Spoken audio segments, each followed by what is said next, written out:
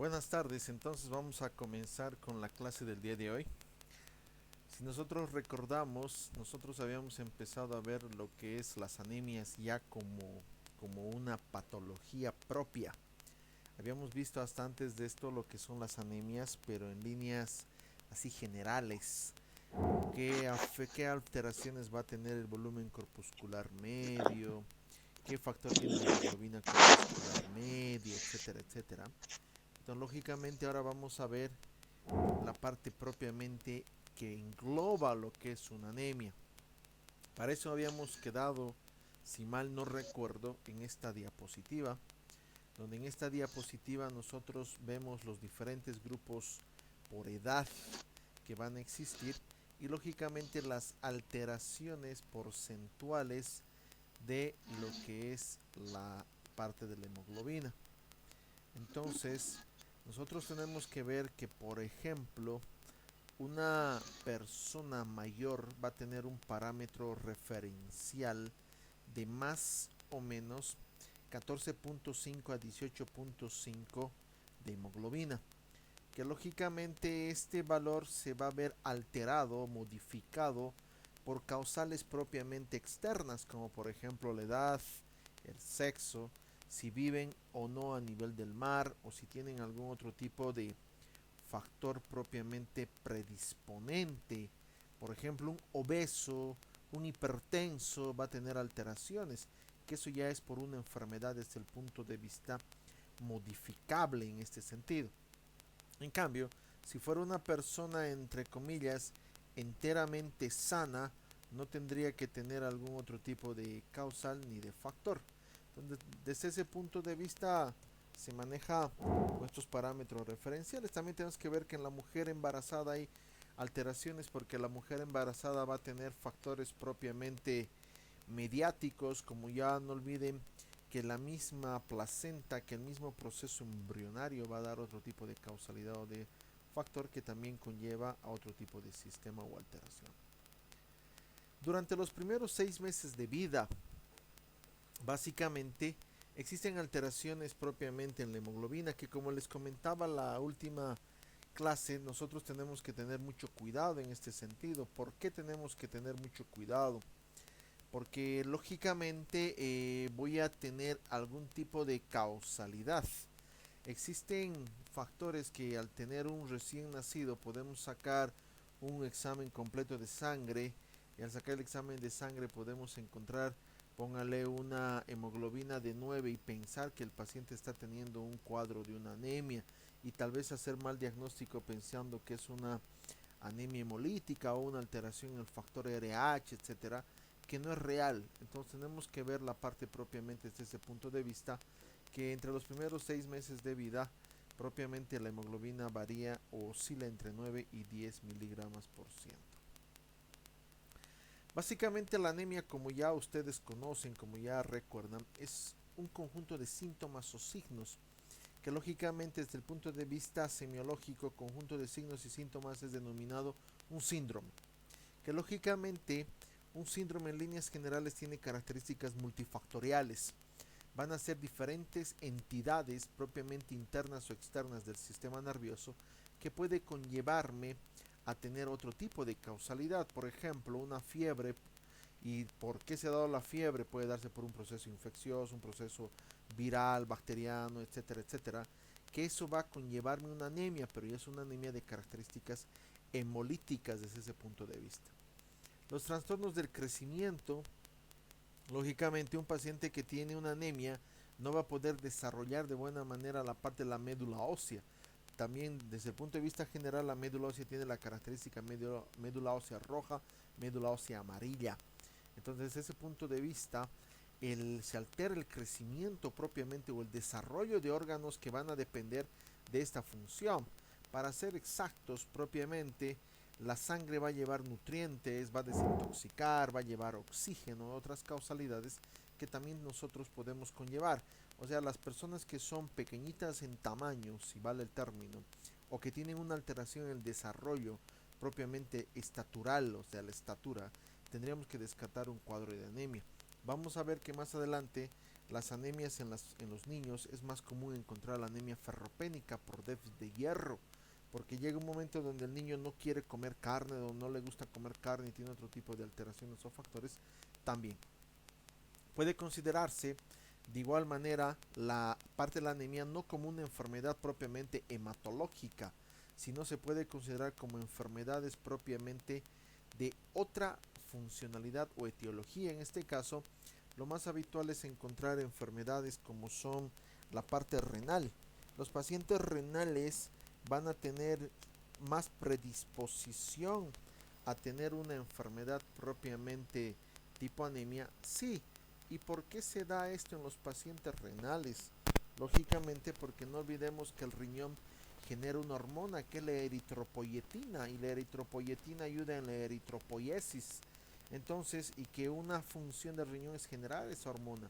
Entonces llega un momento donde simplemente el paciente tiene un disconfort propiamente en ese sentido. La patología cardíaca, de igual manera, no olvidemos que una estenosis, una insuficiencia valvular, puede conllevar lógicamente a una destrucción de los glóbulos rojos, que eso se da porque estamos rompiendo lo que dice la fisiología, la presencia de un flujo laminar en este sentido. La patología gastrointestinal, sobre todo las hemorragias digestivas altas, las hemorragias digestivas bajas, que también conllevan a factores que me predisponen a una anemia, o sea, voy a necesitar mayor proceso y voy a tener un poco metabolismo. La parte endocrina o la parte neoplásica, que también tiene esta característica primaria. La edad, lógicamente la edad es un factor predisponente y determinante en algún momento. Aquí vamos a ver que existen algunos tipos de anemia ya mediados epidemiológicamente, estadísticamente, de acuerdo a la edad.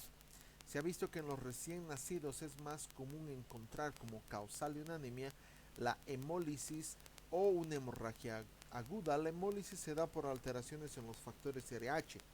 No olvidemos que si la mamá, el papá no tienen un mismo factor RH y pueden tener algún tipo de factor de hemólisis, que para eso se piden pruebas como es propiamente el test de COMS, que ayuda a dar un diagnóstico diferencial entre uno u otro.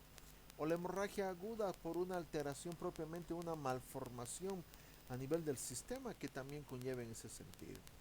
El lactante menor tiene anemias por hipofunción medular, o sea, voy a tener una alteración en la médula ósea por alteraciones desde el punto de vista en lo que va a ser la formación. Hay que ver de alteraciones embriológicas que van a tener alteraciones propiamente en lo que es el cierre o la permanencia de algunos ductos o conductos.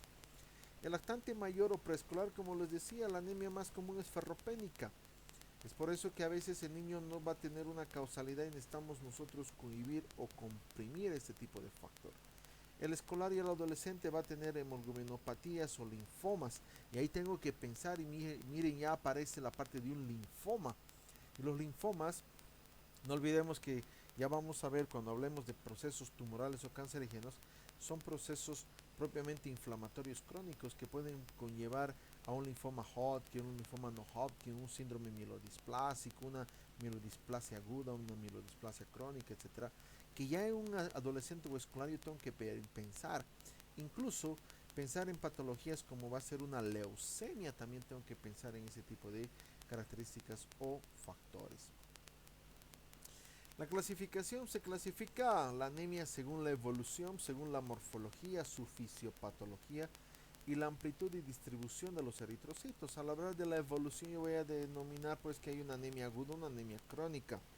Al hablar de la morfología voy a ver que hay una anemia megaloblástica, por ejemplo cuando es grande, ya, o normocítica, normocrómica, como normalmente dice, de un tamaño normal y lógicamente no tiene una alteración propiamente estructural. La fisiopatología pues se asocia a la enfermedad de base, no es lo mismo tratar una anemia con una fisiopatología de origen renal que una anemia con una fisiopatología de origen propiamente inflamatorio.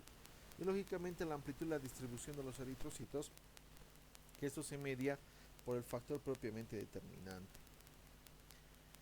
Según su evolución, como les decía, se diferencia en lo que son agudas y crónicas. Las agudas, donde los valores de hemoglobina descienden de manera abrupta, de manera si vale el término, rápida, donde no le da el tiempo al cuerpo a poder adaptarse. De esa manera el paciente va a tener cuadros propiamente sintomatológicos de un shock hipovolémico, donde está en juego la vida del paciente. Y nosotros como personal médico tendríamos que tratar de disminuir o evitar la muerte del mismo, transfundiéndole paquetes globulares, plasmas o buscando algún tipo de expansor plasmático. Pero lógicamente la anemia aguda va a tener dos causas primarias, o la hemorrágica o la hemólisis. Al hablar de una hemorragia no justifica que yo le pase sangre, que yo le dé plasma, todo eso, si está teniendo una hemorragia interna donde el proceso primario va a ser lógicamente la cirugía. Y la cirugía, después de restituir la parte de la hemorragia, tendría que tener un factor de mejoría transfundiéndole algún tipo de factores propiamente en ese sentido. La hemólisis, la hemólisis es una causa también de anemia aguda, pero no olvidemos que las hemólisis van a tener una causalidad primaria. ¿Cuál es esa causalidad de la hemólisis? Lógicamente voy a tener la hemólisis que voy a tener desde el punto de vista, si vale el término, fisiológico normal, como en el caso de un paciente que tiene fiebre, o tal vez lo tenga por una alteración, como el paciente que tiene un problema tumoral o un problema propiamente, si vale el término, cancerígeno. Entonces yo también tengo que ver ese factor diferencial entre uno u otro, que sería lo más aceptable o lo más adecuado desde el punto de vista general. Las anemias crónicas, pues la anemia crónica es una anemia progresiva, o sea, el tiempo de evolución es de mayor data. Y eso me conlleva, lógicamente, a tener un factor predisponente, cual que yo no es modificable, o sea, cuando ya es crónico, pues yo tengo que tratar de dar paliativos, no puedo hacer otra cosa. Como dicen, es la presentación de una enfermedad que cursa por alteraciones de la médula, o sea, no tiene un factor de solución. Yo tengo solamente que darle inductores de la eritropoiesis, que entre los inductores de la eritropoiesis, pues sabemos que está la vitamina B, el ácido fólico y el hierro, que esos tres van a serme inductores de una eritropoiesis, van a tratar de corregir, controlar o evitar que el paciente pueda tener una anemia más manifiesta o algún tipo de alteración desde el punto de vista general. Se incluyen las anemias carenciales, lógicamente secundarias a enfermedades. O sea, ya tengo una carencia. ¿Qué quiere decir? Voy a poner un ejemplo. Una persona de la tercera edad no tiene dientes, no mastica carne, entonces va a tener un déficit, lógicamente, dependiendo las características de cada paciente, déficit de vitamina B12 y déficit de hierro. O sea, el paciente va a tener una anemia de origen carencial. O en su caso, si mi paciente es vegetariano, no va a tener hierro porque los vegetales no le aportan desde un punto de vista los niveles adecuados de hierro. Entonces de esa manera voy a tener un factor que es una anemia desde el punto de vista carencial. Según su morfología, las anemias se pueden, pues, se va a basar, como ya hemos visto en la introducción, de acuerdo a su volumen corpuscular medio o a su hemoglobina corpuscular media. Que vamos a ver que tanto el volumen corpuscular como la hemoglobina corpuscular van a originar tres variedades de anemia, que nosotros lo hemos visto en la introducción. Una anemia microcítica hipocrómica, ¿qué quiere decir? Anemia chiquita y de un color no rojizo, sino un rojo tipo lavado de carne, como normalmente dice la literatura. Una anemia macrocítica normocrómica, o sea, es una anemia grande, un glóbulo rojo grande, pero con un color adecuado en su pigmentación. O una anemia normocítica normocrómica, o sea, mi paciente tiene una pigmentación normal, un tamaño normal, el glóbulo rojo, pero tiene una anemia. No olvidemos que el volumen corpuscular medio me da el tamaño y que la hemoglobina corpuscular media me da la coloración. Entonces, yo tengo que ver esos dos parámetros porque cuando ya se retome toda la parte, si vale el término, yendo a la universidad, etcétera, a veces se hacen casos clínicos, donde en el caso clínico yo voy a presentarles un volumen corpuscular medio o alto o bajo y una hemoglobina corpuscular media o alto o baja, y ustedes tendrán que clasificarla si es una hipocrómica microcítica, una macrocítica normocrómica, normocítica normocrómica. ¿Para qué? Para ya pensar en las posibles causalidades. Por ejemplo, una anemia microcítica hipocrómica va a ser causal de una anemia ferropénica, de una talasemia y lógicamente de anemias por enfermedades crónicas o infecciones crónicas. Entonces, si yo encuentro un volumen corpuscular medio menos del valor referencial mínimo que es 80, una hemoglobina corpuscular medio menos del valor referencial que es 28, entonces lógicamente yo pensaré en esto, en una anemia ferropénica, en una talasemia, en algún otro tipo de causal. En cambio, una anemia macrocítica normocrómica, pues yo voy a pensar en una anemia megaloblástica, ya sea por déficit de ácido fólico de vitamina B12. No olvidemos que el ácido fólico predispone a la vitamina B12, o sea, la fortalece, le ayuda en el metabolismo, le ayuda en sus acciones diferentes causales. Y lógicamente, a veces es primero mejor dar ácido fólico y después vitamina B12 y no viceversa. Entonces también eso vamos a ir aprendiendo, donde lógicamente acá voy a encontrar un volumen corpuscular medio más de un valor entre comillas referenciales, más de 100 fentolitros y una hemoglobina corpuscular media de 28 a 31 picogramos. O sea, ya tengo que pensar en ese tipo de causales. En una anemia normocítica normocrómica, pues vaya a tener una anemia por una hemorragia aguda.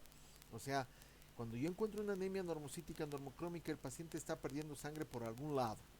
Y las causas más comunes, si vale el término, de pérdida de sangre van a ser o mi paciente está orinando sangre y está teniendo, si quieren, una hematuria, ya sea microscópica o macroscópica, o mi paciente está defecando sangre y está teniendo, si ustedes quieren denominarlo, una hemorragia digestiva baja.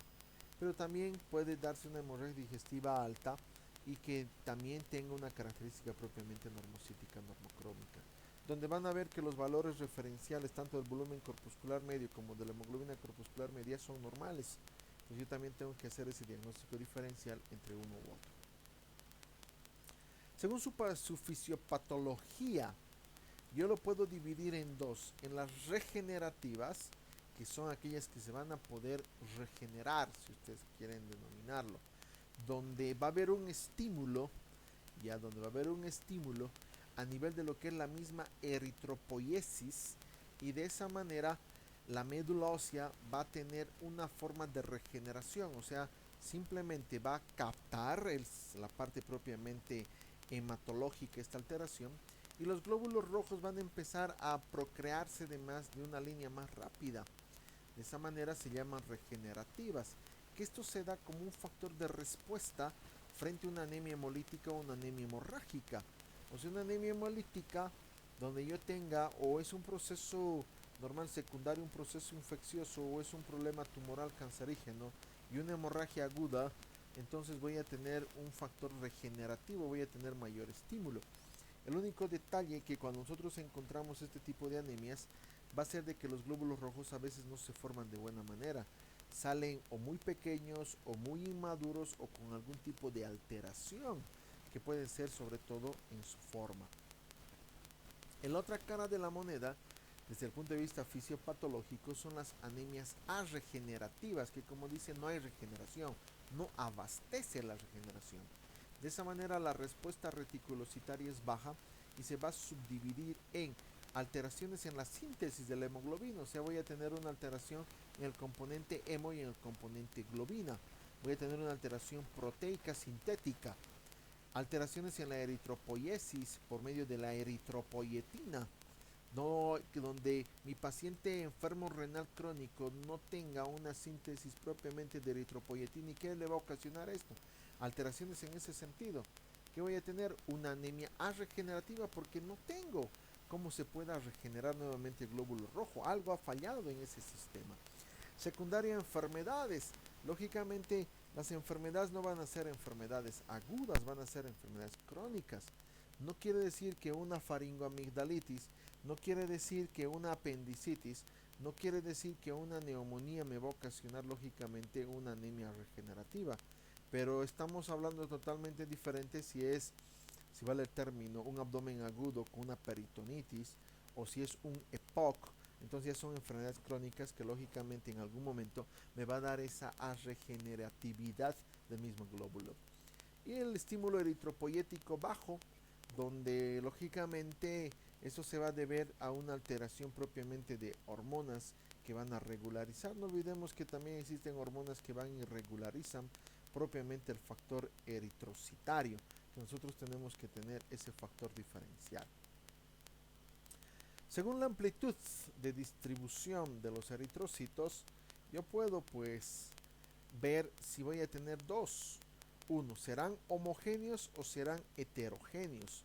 Hablar de los homogéneos es cuando el ancho de la distribución de los eritrocitos es normal. Ya es normal. ¿Qué quiere decir? Que normalmente alcanza un 11.5%, 12% si hablamos de la parte de la hemoglobina. En cambio, cuando es heterogénea, tiene un ancho de distribución aumentado. O sea, acá yo puedo ver, por ejemplo, que tenga una hemoglobina de 15 y más, que tenga un hematocrito de 36 o más, pero yo tenga una cantidad de glóbulos rojos de unos 4.200.000. O sea, ya la tengo baja, pero lógicamente estoy teniendo un factor de compensación, lo que normalmente en la jerga médica se dice está con una hemoconcentración, que eso quiere decir que hay un factor heterógeno entre uno u otro. Vamos a hablar un poco de las anemias ferropénicas. Ya, un poco de las anemias ferropénicas. Primero, como, como dice eh, que básicamente la anemia ferropénica es por un déficit de hierro. Ya, de hierro. Eh, y de esa manera u otra, nosotros tenemos que ver muchas causales. ¿Será que mi paciente no está comiendo hierro? Uno. ¿Será que mi paciente tiene una alteración en el metabolismo del hierro? Dos. ¿O será que mi paciente tiene un factor en la distribución del hierro? Tres. ¿O será que mi paciente no absorbe hierro? Cuatro. O sea, cuando yo pienso en una anemia ferropénica, yo tengo que pensar esas cuatro cosas. ¿Será que como hierro? ¿Será que se metaboliza hierro? ¿Será que se distribuye el hierro? ¿O será que no se absorbe el hierro? Y cuando yo vea cuál de los cuatro están fallando, entonces yo voy a tener lógicamente ese tipo de causal, ese tipo de razón.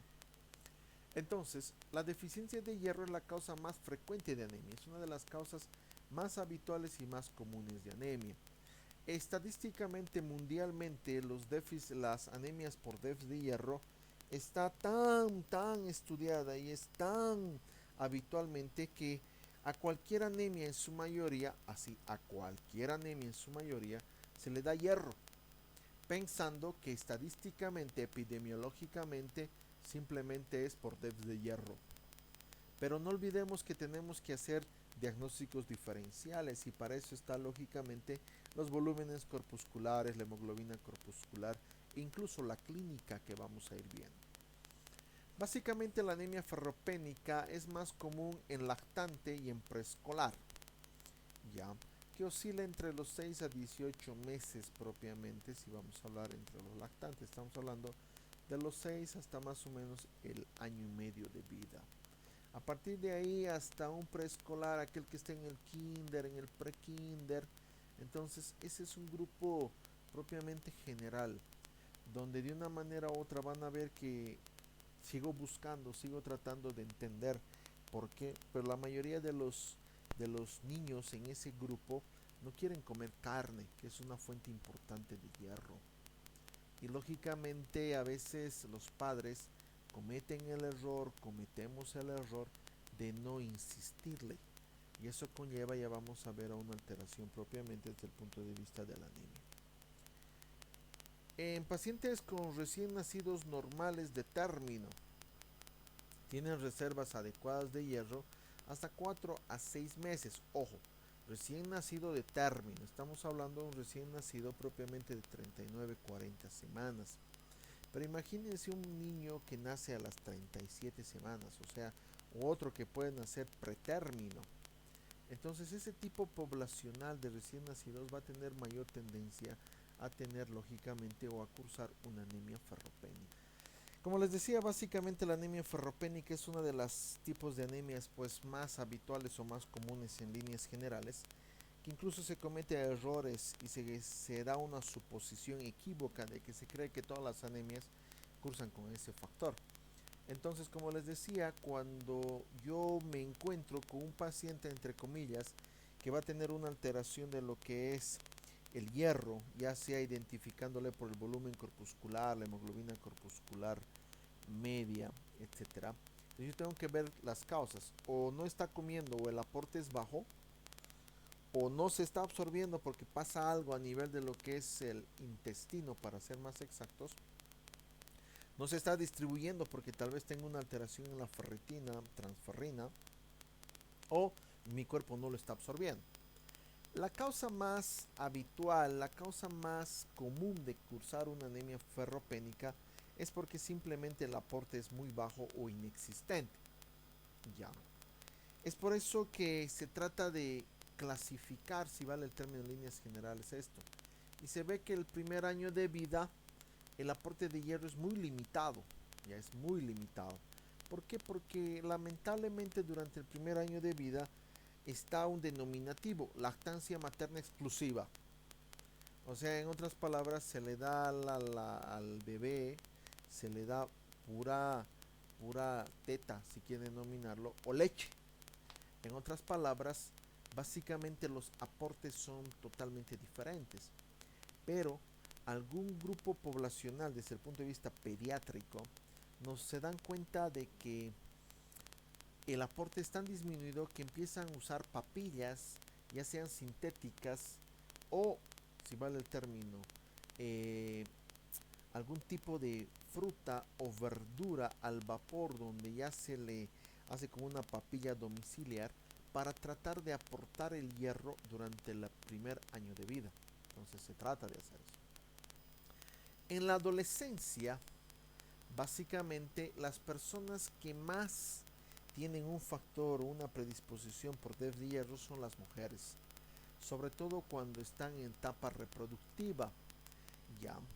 Esto se ve por el sangrado menstrual propiamente cuando la mujer está en un ciclo menstrual de cada mes. Ya. Pero también aquí tengo otra causal. ¿Cuál? El crecimiento elevado.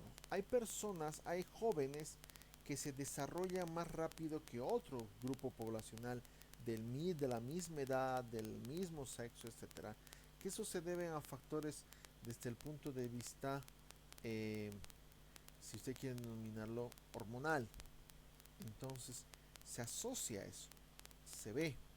Es por eso que en líneas generales las personas que son grandes, las personas robustas, que tal vez entre comillas están fuera de un parámetro referencial, deberíamos darle, si vale el término adolescente, suplemento de hierro, porque va a ser un déficit. Por ejemplo, tengo en la consulta señoritas que miden unos 70 pero pesan 40 kilos, digamos. O sea, ahí tengo que darle un aporte de hierro, porque no olviden que es una persona grande, con un peso bajo y que aparte va a menstruar. Entonces tiene más tendencia a hacer lo que es una anemia ferropénica versus una persona que pesa 80 kilos, mide unos 60 y sea varón, que estoy hablando de que ya tiene sobrepeso, es varón, entonces el hierro va a la parte del músculo, pero tal vez no hace actividad física. O sea, tengo que ver las diferentes formas de presentación o causalidades en este sentido. Cuando la mujer menstrua, más o menos pierde entre 30 a 80 cc, si vale el término, al mes propiamente de un componente, entre comillas, de sangre. Algunas personas menstruan más, algunas mujeres menstruan más y pierden más, o sea, tienen más predisposición. Por eso la parte ginecológica dice que la mujer tiene que menstruar entre 3 días como término medio, tal vez un día más, un día menos, pero hay señoritas que menstruan 5 o 6 días y lo catalogan normal. O hay señoritas que menstruan 1 a 2 días y lo catalogan normal. Entonces siempre es recomendable visitar al ginecólogo para tratar de disipar alguna duda en ese sentido. En la mujer, en el embarazo, los requerimientos se elevan, lógicamente hay una elevación. ¿Por qué? Porque la mujer propiamente cuando está embarazada estamos pensando en el producto y en la mujer. No olvidemos eso. Que primero pueden tener alteraciones por déficit de vitamina B12, de déficit de hierro, el producto. y la mujer tiene más predisposición a tener un cuadro de anemia, tiene más predisposición a tener un factor propiamente en ese sentido. En cambio, los requerimientos propiamente en la mujer se elevan entre un miligramo kilogramo día hasta 6 miligramos por kilogramo día, o sea, va a depender mucho del mismo peso de la mujer. No le puedo dar 6 miligramos a una mujer que está con bajo peso, no le puedo dar uno a una mujer que está con bastante peso, o sea, yo tengo que tratar siempre de hacer un factor diferencial entre uno u otro. ¿Cuáles son las causas de una anemia ferropénica? O sea, las causas se pueden dividir acá como yo les había comentado. Primero, por aumento de requerimiento o por una alteración en lo que es su aporte, o sea, una insuficiencia en el aporte. Básicamente por el aumento del requerimiento se ven estas personas que tienen un crecimiento acelerado. O sea, estas personas son los clásicos pacientes que el papá viene de manera orgullosa, la mamá, que lógicamente lo hacen y dicen, uy, este es mi hijo de 14 años y parece uno de 18. ¿Por qué? Porque ha crecido muy aceleradamente. Entonces, esa persona tiene tendencia, desde un punto de vista, a tener, pues, lógicamente, un factor de una anemia. Entonces, ¿quiénes tienen una tendencia a tener una anemia ferropénica por un crecimiento acelerado? El primer año de vida, sí, sobre todo las personas que cuando van al pediatra les dicen, uy, tu bebé está grande, parece de un año. ¿Y cuántos meses tiene? 7 meses, pónganle. Entonces sería bueno pedir una parte de un aporte de hierro. La adolescencia, como les digo, las personas que se desarrollan más rápidamente que otro grupo poblacional. Si ustedes ven, hay jóvenes que tienen 13 años y uno ya mide 1,70 y el otro apenas está llegando a 1,50 m. O sea, también tengo que ver ese tipo propiamente poblacional. El embarazo, como les acabo de comentar, es una fuente muy importante en ese sentido y sería también bueno ver este tipo de circunstancias. O la prematurez, que les acabo de decir que los prematuros no tienen mucha reserva y que lógicamente conlleva tener un cuadro de anemia. Por eso es que en la mayoría de las situaciones desde el punto de vista médico, a veces es bueno pedir y decir de cuántos meses nació. Algunos dirán de 40, otros dirán postérmino 42 semanas, otros dirán a término 39, 40. Otros dirán, no, yo era prematuro a los 35 semanas. Entonces eso a mí me orienta a ver algún tipo de causalidad en ese sentido. El aumento de las pérdidas, lógicamente, como les decía, pues en la menstruación no es normal que una mujer menstrue bastante, se cambie los paños de manera habitual mucho, o en su caso de que tenga mayor tiempo.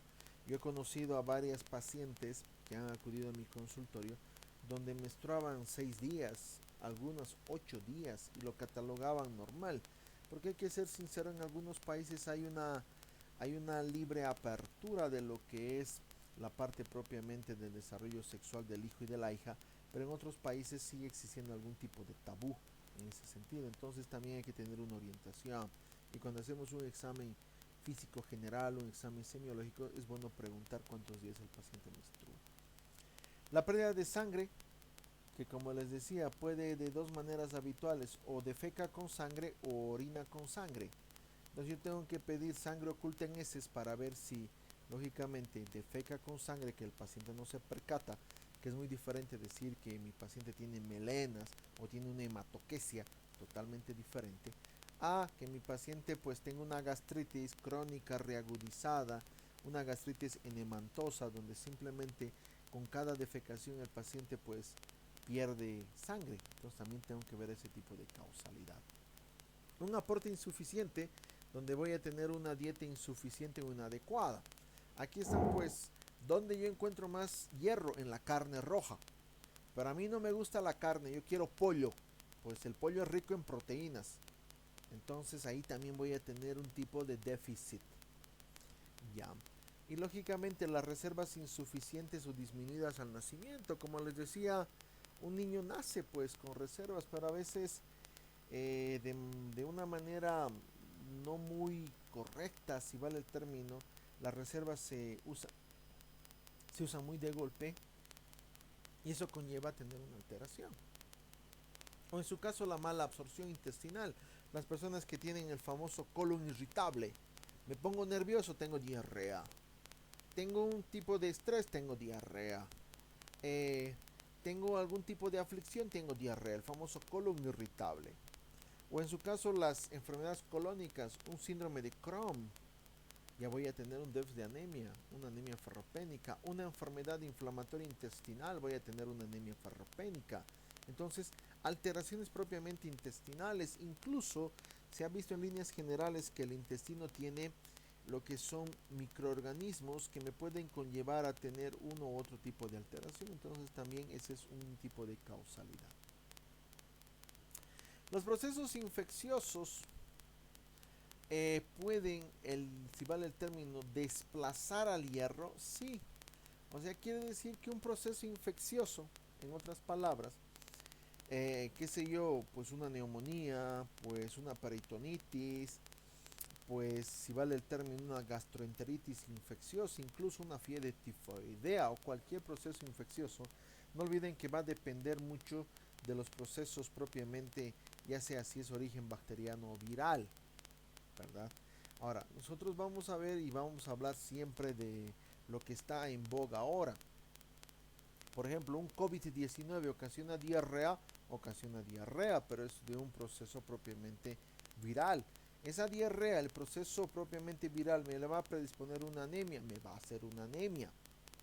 Entonces, los procesos infecciosos pueden desplazar, ojo, no quiere decir que hay una alteración en el requerimiento, en la necesidad, en la distribución, no, sino que los receptores propiamente que se encuentran van a estar alterados y el paciente va a tener laboratorialmente alteraciones desde hierro, sí, pero yo le hago los estudios, no está defecando, no está orinando, la parte de lo que es la ferritina, transferrina están normales, entonces ahí está fallando, tal vez es un proceso infeccioso, un paciente entre comillas séptico que puede tener algún tipo de complicaciones o repercusiones.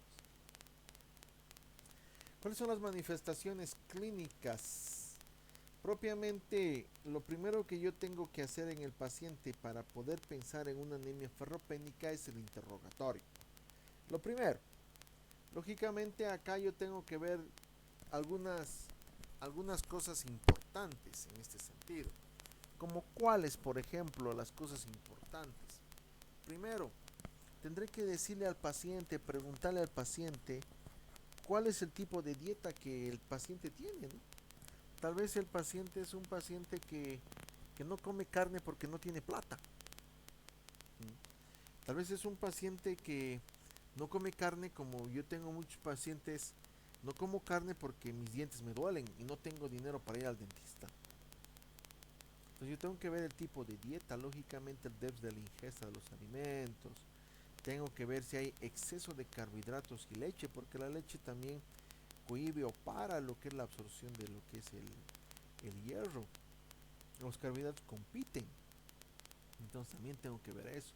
Si hay algún antecedente de prematurez, embarazo múltiple, déficit de hierro en la madre o otro tipo de causal, también tengo que ver.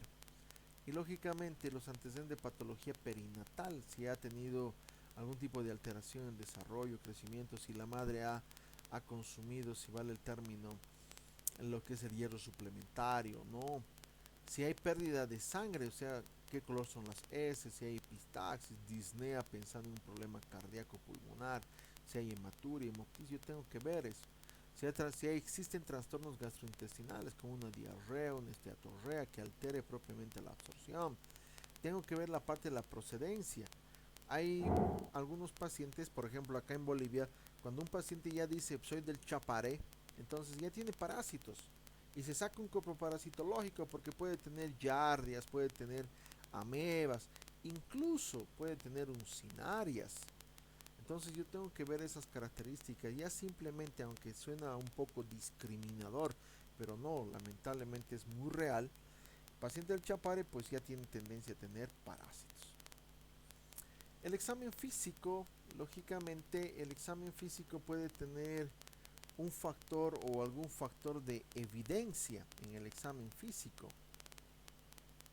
Lógicamente, esta evidencia, yo tengo que ver cuál es la evidencia, pues Hemos dicho que una anemia pues va a tener palidez, astenia, dinamia, puede tener alteraciones en la conducta, alteraciones incluso mentales, puede tener alteraciones de diferente manera y yo también tengo que ver eso. Para eso hemos visto nosotros la parte de la introducción de las anemias, para tratar de disipar y ver si existe o no existe algún tipo de razón en eso. Ah, segundo, los pacientes con anemia moderada pueden presentar, o sea, ya una anemia moderada grave. Ojo, no olvidemos que una anemia aguda, pues una anemia leve, no va a tener síntomas, es un hallazgo ocasional que a veces al paciente se le dice, estás con anemia y el paciente duda, ¿no? Y dice, ¿yo? Entonces laboratorialmente puede tener, pero clínicamente no. En cambio, cuando ya es una anemia grave, como yo he visto muchas personas que tenían anemias hemolíticas, anemias ferropénicas, N cosas, eh, de una manera uno se sentía mal porque el paciente viene asténico, viene taquicárdico, hipofonético, a veces viene bradicárdico, viene diaforético, la lengua es pues del color de un papel blanco y todo eso y agarrarlo al paciente y decirle, ¿sabe qué señora tiene que internarse? A veces el paciente dice, no tengo plata. A veces se lo mandamos al hospital clínico Viedma o a un hospital de tercer nivel que entre comillas es gratuito y no le reciben. ¿Por qué? Porque dicen, ¿desde cuándo estás mal? Hace un mes, no tengo camas. Entonces son detalles que nosotros tenemos que ir viendo para el tratamiento del paciente. A nivel cardíaco, pues va a haber un soplo funcional. ¿Por qué? Porque no olviden que la anemia ocasiona soplos, taquicardia compensadora. Y cuando la enfermedad es crónica, pues va a tener una cardiomegalia como un factor de adaptación. Va a tener poca ganancia ponderal, o sea, el paciente va a ser en su mayoría un paciente que es crónico, va a ser bajito. Su cabello es fino y quebradizo, sí, pero yo tengo que hacer diagnóstico diferencial aquí con alteraciones de la tiroides. Cabello fino y quebradizo también ocasiona alteraciones de la tiroides, pero también la patología tiroidea me ocasiona una anemia también. Y la anemia, pero ya va a ser una anemia crónica, ya no es una anemia ferropénica. Por eso les digo, tienen que acostumbrarse a pedir a un paciente que tiene algún tipo de causalidad, síntomas, signos de una anemia, un hemograma, donde ya me digan los valores referenciales de un volumen corpuscular, una hemoglobina corpuscular. Y si tienen alguna duda, pues ustedes pedirán o otro tipo de factor. Ya, ustedes me pedirán, pues. Ustedes me dirán, a ver, tengo una duda, hay que pedir, si vale el término, hay que, hay que pedir algún tipo de, qué sé yo, un frotis sanguíneo, por ejemplo. Ya, hay que pedir un frotis sanguíneo. Entonces yo tengo que ver eso.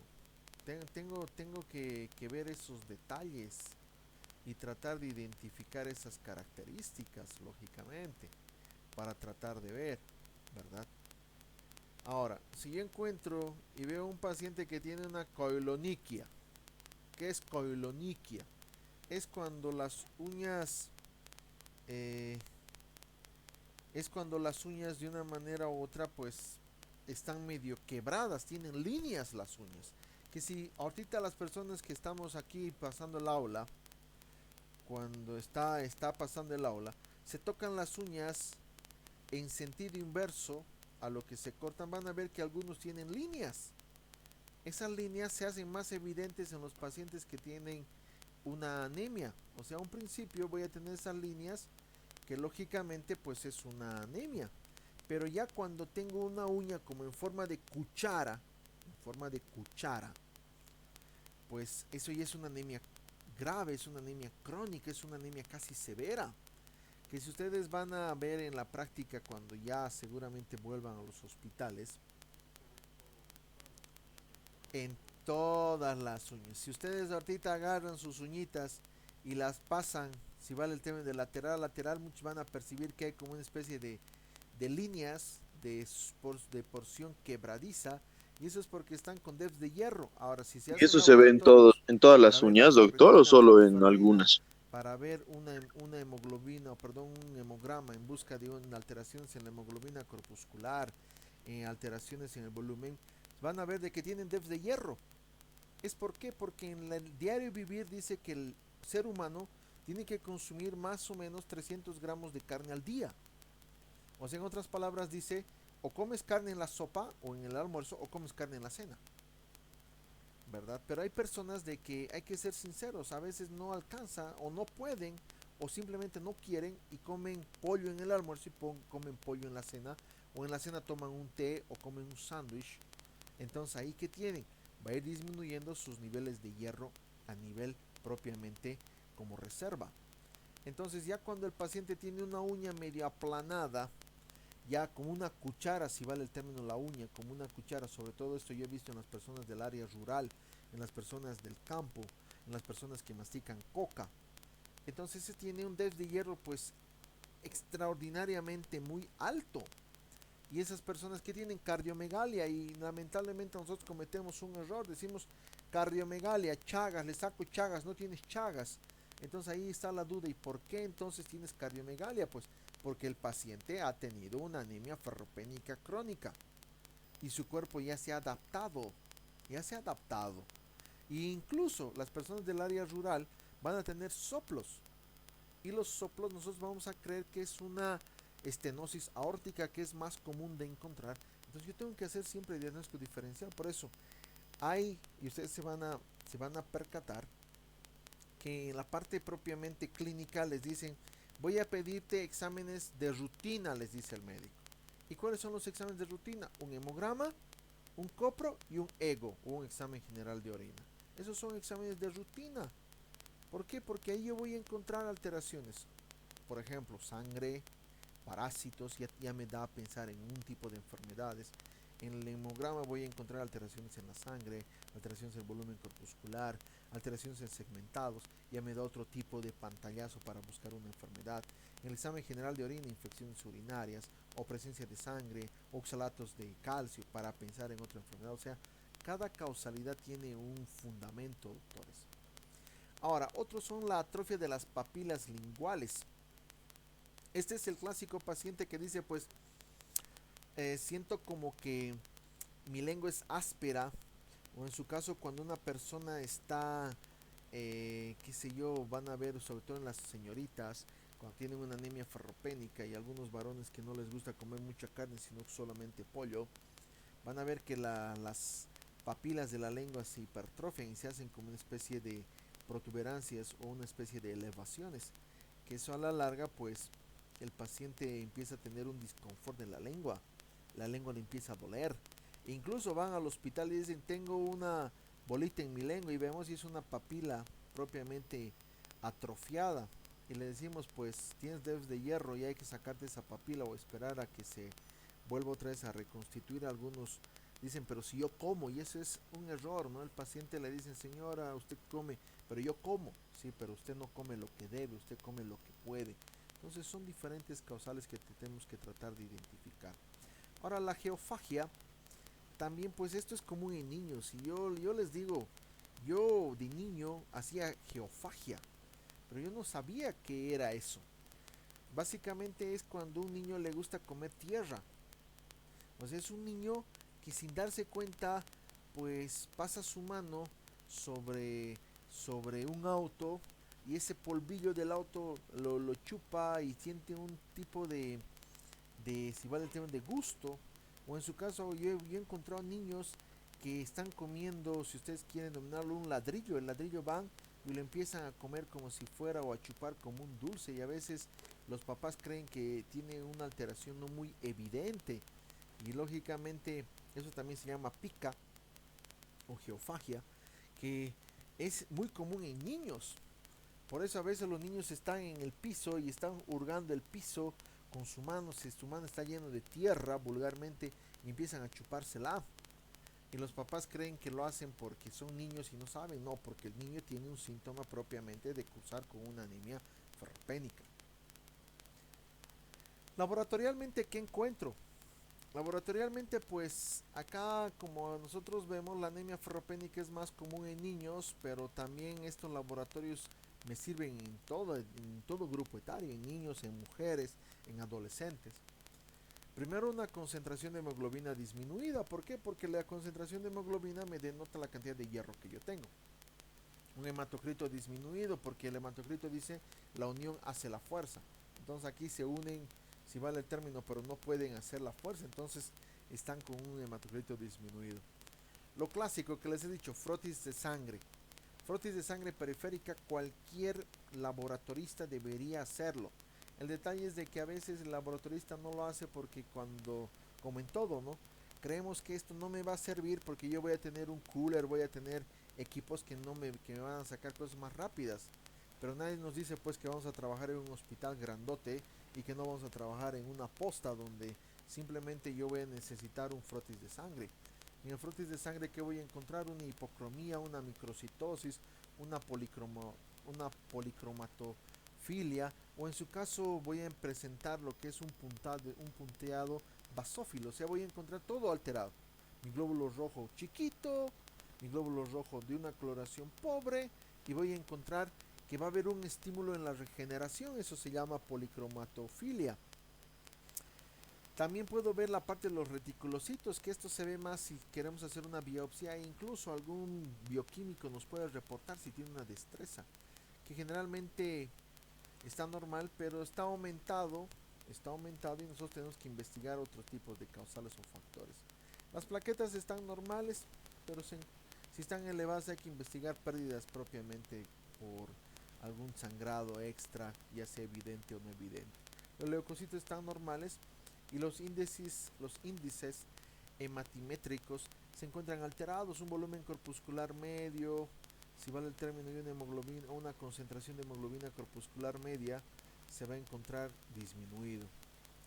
Ahora los límites inferiores pues van a estar ahí según esa tabla, si ustedes ven, de acuerdo al grupo etario, de 0 a 1 mes, de 1 a 3 meses, donde ya voy a tener alteraciones. Pero lo otro me sirve para una mujer. Póngale una señorita que no quiere aumentar de peso y que no come carne, que se vuelve vegetariana, pero no se olvide que menstrua, y entonces me predispone una anemia ferropénica, y ahí yo simplemente voy a pedir un laboratorio, voy a encontrar un hematocrito disminuido, una hemoglobina disminuida, le puedo ver la clínica, porque aquí manda mucho la clínica y la semiología, y si no, pues tratar de pedir un frotis sanguíneo. Lógicamente en el frotis voy a encontrar esto tendría que mostrarme a mí la parte de lo que es el bioquímico, donde en el bioquímico voy a encontrar pues una coloración más baja, que no voy a encontrar lo que es una hipocromía, voy a encontrar una microcitosis, si ustedes ven los glóbulos rojos ahí son chiquitos, y puedo incluso encontrar formas jóvenes. Entonces yo tengo que tratar que esto lo hace más el bioquímico. También tengo que pedir pruebas de hierro, o sea, tengo que pedir pruebas que me digan que si mi paciente está teniendo un buen metabolismo de hierro, o si mi paciente está guardando buen hierro, o si mi paciente no está distribuyendo buen hierro, pues yo tengo que ver eso, pues. Y lógicamente para eso yo tengo que primero pedir pruebas que evalúan el hierro. Entre las pruebas que evalúan el hierro, yo tengo la sideremia, la capacidad total de saturación del hierro, tengo el porcentaje de saturación, tengo la protoporfirina y tengo los receptores solubles de transferrina, o sea, tengo esos, que son pruebas que me van a evaluar si los compartimientos del hierro están siendo funcionalmente correctos. Cuando yo pido sideremia y me denota disminuida, tengo que pensar en una anemia ferropénica. Cuando pido una capacidad total de saturación del hierro, o la TIBC, que ese es su acrónimo o su nomenclatura, va a estar aumentada, a menos que exista algún proceso inflamatorio, infeccioso, tumoral. O sea, si mi paciente tiene una anemia, yo le diagnostico anemia ferropénica, tiene una hemoglobina corpuscular, un hematocrito alterado, etcétera, etcétera, tiene clínica, etcétera. Pido hierro y me sale una TIBC, ya una TIBC, lógicamente, si vale el término, aumentada, entonces yo tendré que pensar en eso. Pero si yo he visto que es normocítica, normocrómica, pero me dice, yo pongan el ejemplo, es una mujer de 56, 60 años y dice, estoy sangrando mucho, mi menstruación no se corta, ya estoy entrando en una menopausia o ya estoy en posmenopausia, Y yo digo, a ver, veré si tiene una anemia ferropénica, porque mi docente me ha dicho que el sangrado hace que la mujer tenga una anemia ferropénica, y encuentro una TBC aumentada. Lógicamente ahí tengo que pensar en un proceso infeccioso inflamatorio tumoral. ¿Por qué? Porque no es algo coherente que una mujer de 60 a 50 años o más siga menstruando. No, lógicamente, seguimos hablando de la anemia ferropénica, el porcentaje de saturación disminuye más o menos en un 16%, la protoporfirina es libre, eritrocitaria aumenta, los receptores solubles de transferrina aumentan, entonces tengo que ver eso. Ahora, ¿qué pruebas evalúan el hierro en el compartimiento de depósito? O sea, la ferritina y el medulograma. La ferritina sérica está disminuida, excepto que coexista otra vez un proceso inflamatorio o infeccioso. El medulograma, el hierro se deposita o está ausente. Entonces, en líneas generales, cuando yo veo un paciente, cuando yo pienso que un paciente puede tener una anemia ferropénica, yo pido lo que es un hemograma completo, donde me diga su volumen, su hemoglobina corpuscular, su hematocrito, etcétera, etcétera, etcétera. Pero también tengo que pedir una TBC, tengo que pedir una transferrina, porque la transferrina es aquel que transporta, por eso se dice transferrina, transporta el hierro. Tengo que pedir la ferritina, que la ferritina es aquel donde se deposita. Y entonces yo tengo que pedir esas tres cosas para poder ver. Ahora, si en nuestro laboratorio, en nuestro hospital le pueden hacer una protoporfirina, porcentaje de saturación, una sideremia, pídanle. Pero si no, ya yo teniendo un hemograma completo, teniendo un TBC, una transferrina, una ferritina, yo puedo ya tener un diagnóstico más certero. Ahora, la prueba terapéutica es, pues, como yo siempre digo, ¿no? A veces la televisión no está hecha por al azar, sino tiene una función. Y siempre comento esto cuando uno ve Doctor House.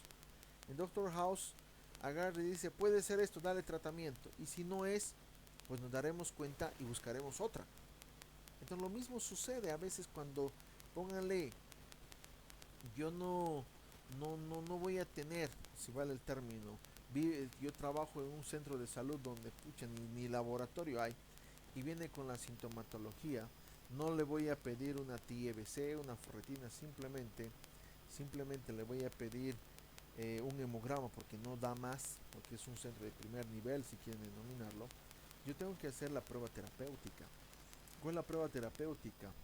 Le tengo que administrar hierro. Y lógicamente le administro hierro, y si a los 7 a 10 días simplemente su anemia se arregló, anemia ferropénica. Pero si a los 7 a 10 días sigo pateando aire, no sube, no baja, no hace nada, entonces tengo que buscar diagnósticos diferenciales. Y aquí están los diagnósticos diferenciales, pues, de una anemia propiamente ferropénica.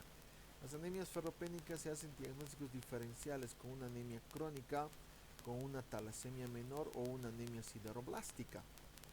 Donde yo, por ejemplo, la TBC en la anemia ferropénica está aumentada, en una crónica está normal o disminuida, en una talasemia menor está normal y en una sideroblástica está normal o disminuida, ¿verdad? Entonces yo tengo que hacer siempre diagnóstico diferencial, pero en líneas generales la anemia ferropénica se hace diagnóstico diferencial con anemia crónica, talasemia menor y una anemia sideroblástica. No olviden que la anemia sideroblástica es por exceso de hierro, o sea, tampoco le puedo meter mucho hierro.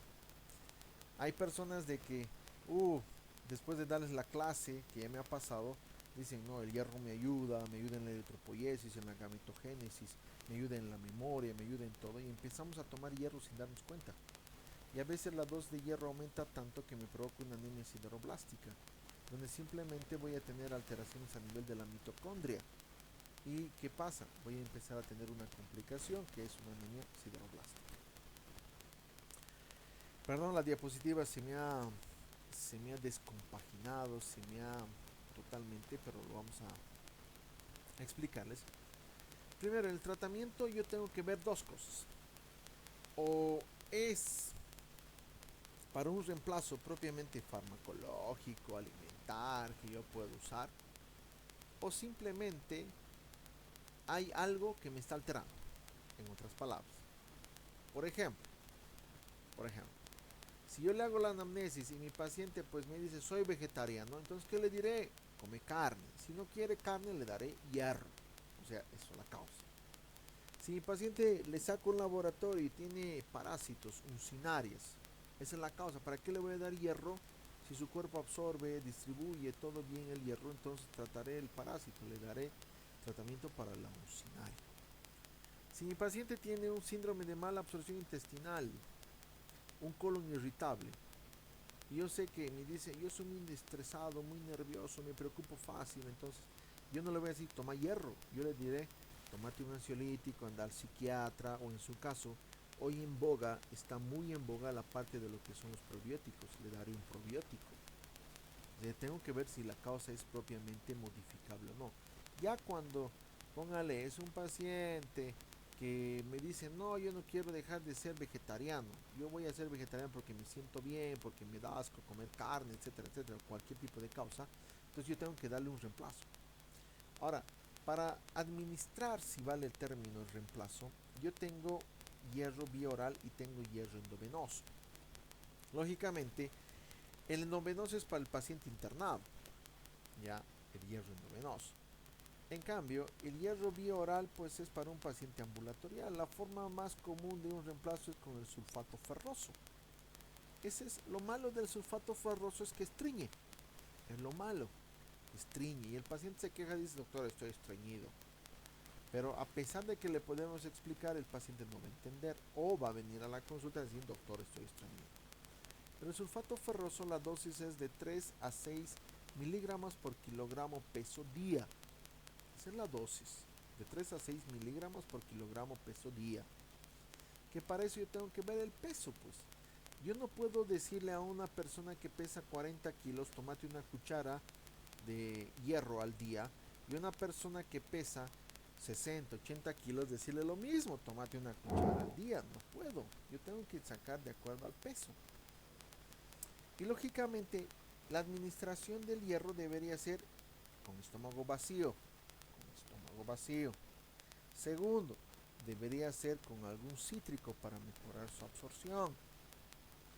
Tercero, no se debe de administrar con alimentos, porque con los alimentos se altera propiamente su tiempo de administración, de absorción. Hay alimentos que compiten con el hierro y alimentos que permiten la absorción del hierro. Yo también tengo que ver eso. Una vez de que yo le hago estudios, le saco pruebas laboratoriales, porque esto se va a manifestar una mejoría no de la noche a la mañana, se va a manifestar una mejoría en alrededor de casi una semana a 3 meses. No olvidemos que el glóbulo rojo vive 120 días, pero ya existe un reemplazo por la parte propiamente de la apoptosis, que es la muerte celular programada en los glóbulos rojos, alrededor del quinto al séptimo día. Entonces, probablemente en ese tiempo pueda encontrar una mejoría. Cuando yo ya encuentro los niveles alcanzados de hemoglobina, lógicamente, ya la barrera de la anemia ferropénica si vale el término, se ha vencido, yo tengo que suspender el hierro. ¿Por qué? Porque si yo mantengo el hierro, como les digo, se complica como anemia sideroblástica. Ahora, si el paciente pues está internado, o el paciente no tolera el hierro porque es feo para algunos pacientes el hierro y dice no voy a tomar, no me gusta, no quiero, entonces yo tengo que darle por vía, si vale el término, parenteral. Ya. Lógicamente es una forma más directa de administrar, pero si vale el término, hay que tener cuidado también en la forma de administrar el hierro. Ya. ¿Cuál es la forma de administrar por vía parenteral? Básicamente se hace una dilución de 4 ampollas de hierro en 500 de fisiológico y se pasa en 5 horas. Pero hay un detalle, que la administración del hierro por vía endovenosa puede ocasionar reacción alérgica, flebitis, y el paciente puede empezar a tener prurito, eritema, máculas, pápulas, y es por el hierro, ¿verdad? O incluso puede tener una inflamación, edema circunferencial a nivel de lo que es la vía de administración. Entonces yo tengo que tener mucho cuidado en la administración del hierro, sobre todo por vía endovenosa. Como ustedes ven acá, normalmente acá tengo donde se absorbe en intestino delgado. Entonces yo consumo hierro y se absorbe entre 1 a 2 miligramos por día del hierro. O sea, es poquito lo que se absorbe. Por eso es de que dice una persona 300 gramos de carne para poder tener entre 1 a 2 miligramos día. Más o menos. Algunas personas tienen más, pero cuando no necesita se acumula ya o se defeca pues. Entonces, del 1 a 2 miligramos por día va por el plasma y va a usar lo que es la transferrina, lógicamente por el transporta. Y viene al músculo, porque el músculo también necesita hierro, que ahí necesita 300 miligramos día. O va a los huesos para permitir la formación, parte eritrocitaria propiamente, ya la eritropoiesis, si ustedes quieren denominarlo, donde a nivel de lo que son los macrófagos, los reticulocitos, se van a acumular 600 miligramos día. Ya. El hígado acumula 1000 miligramos día. Y lógicamente, ¿qué me hace perder el hierro? Como ven, la descamación, la menstruación, la pérdida de sangre, alteraciones propiamente celulares, etcétera, donde los requerimientos de 1 a 2 miligramos día no alcanzan. Y el paciente que menstrua, que tiene descamación, que tiene pérdidas, que tiene alteraciones celulares, todo, tiene que consumir más hierro de lo normal.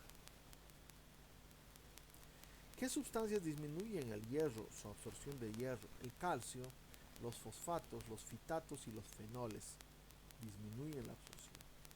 ¿Qué sustancias ayudan en la absorción? Como les decía, los cítricos, como la vitamina C. Pero ojo, yo no le voy a dar a un paciente que tiene gastritis, que toma omeprazol, que ha tenido una hemorragia digestiva alta por una úlcera, hierro más vitamina C en ayunas. Le voy a hacer ir a su estómago. Entonces yo tengo que tener un tipo de recaudo en ese sentido también. ¿Cuál es la profilaxis? ¿Qué tengo que hacer para evitar tener ese tipo de anemia? Primero, se debe administrar un tratamiento, si vale el término, sobre todo en las mujeres, porque no olvidemos que la mujer en el desarrollo propiamente también me va a ayudar en ese sentido. Ya, sobre todo en aquellos que han tenido pues partos pretérminos, gemelares, niños que se alimentan con leche de vaca, pacientes con patologías crónicas, o sea, tengo que hacer profilaxis, darle aunque no tenga sintomatología. Y como ven ahí en los niños, la dosis de administración, recién nacido de término 1 miligramo kilogramo día, recién pretérmino 2 miligramos kilogramo día y pretérmino de muy bajo peso, que es de 750 a 1500 gramos, de 3 a 4 miligramos día. Recién nacido de pretérmino con un peso extra menor de 750 miligramos, de 5 a 6 miligramos kilogramo peso. Entonces yo tengo que tratar de evitar eso en el niño, porque no olviden que la anemia ferropénica es más común en niños, pero no me hace exento de que no haya en personas mayores, no haya en mujeres. Otro grupo poblacional aparte de los niños es la mujer que menstrua. Por eso es que la mujer que menstrua llega a una temporada donde quiere comer carne, tiene algún tipo de antojos, que tiene que hacerlo para tratar de evitar este tipo de complicaciones.